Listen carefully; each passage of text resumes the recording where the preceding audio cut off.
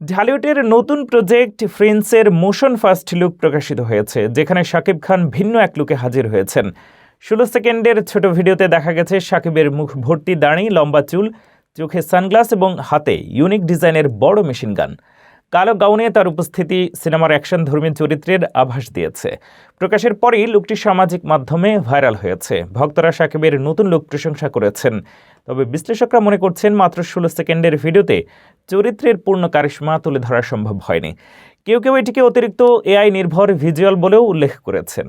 আগের ঈদের সিনেমা তুফান এবং বরবাদের মোশন লুকের তুলনায় প্রিন্সের লুক কিছুটা পিছিয়ে পড়েছে। সিনেমাটির শুটিং শ্রীলঙ্কায় সম্পন্ন হয়েছে এবং শিগগিরই বাকি কাজও শেষ হওয়ার পথে। শাকিব খানের সঙ্গে অভিনয় করেছেন তাসনিয়া ফারিন, জ্যোতির্ময়ী কুণ্ডু এবং সাবিলা নূর। Once upon A time in Dhaka এর ট্যাগলাইনে সিনেমাটি ক্রিয়েটিভ ল্যান্ডের ব্যানারে নির্মিত হচ্ছে।